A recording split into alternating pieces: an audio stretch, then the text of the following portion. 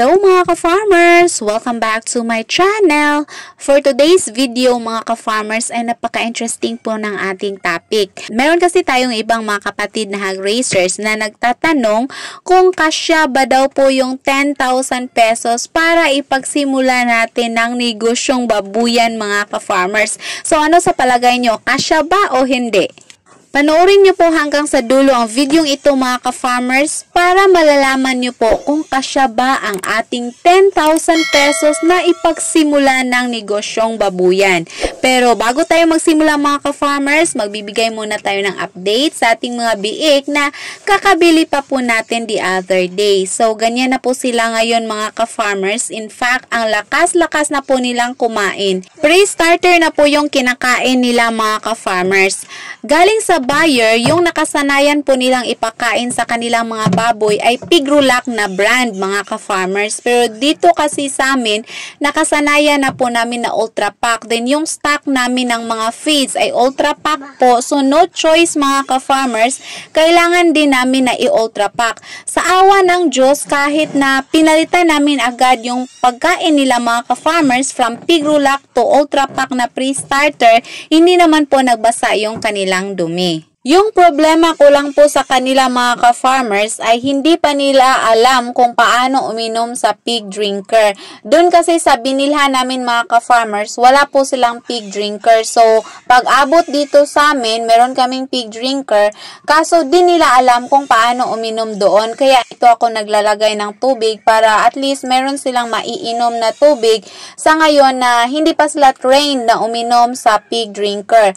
At hinahaluan ko po yan ng Scourex mga ka-farmers dahil mga bagong walay pa po ito. Wala pa po silang 1 week mula maiwalay mga ka-farmers. So, kailangan kong maglalagay ng para prevention sa pagtatai mga ka-farmers at yung ginagamit ko po ay Scourex.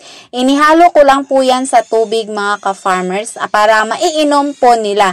So, malaking tulong po talaga itong paglalagay ko ng Scourex sa kanilang tubig mga ka-farmers dahil yung mga biik ko, kahit yung mga dati pa, yung mga previous na biik, hindi talaga sila nagtatae basta naglalagay po tayo ng prevention. Dapat din na i-manage po natin yung pagkain nila mga ka-farmers. Hindi po natin sila i-overfeed dahil mga bagong walay pa po, so very sensitive pa po yung tummy nila. So back to our topic mga ka-farmers, kung kasya ba ang 10,000 pesos para ipagsimula ng negosyong babuyan, ang masasabi ko po mga ka-farmers ay makakasya po yan kung ipagsimula natin basta i-manage lang po nating mabuti ang ating finances mga ka-farmers at syempre samahan din natin ng mga diskarte.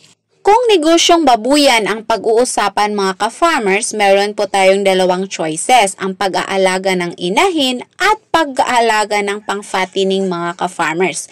Kung sa 10,000 pesos mo ay plano mo na magsisimula ng inahin mga ka-farmers, pwede po yan. Dahil pwede po na isang biik lang po muna na pang-inahin yung bibilhin natin mga ka-farmers. So, kung ang biik ay nasa 3,000 to 4,000, so meron ka pang remaining na 6,000 which is pwede mong ipanimula para ipambili ng feeds mga ka-farmers.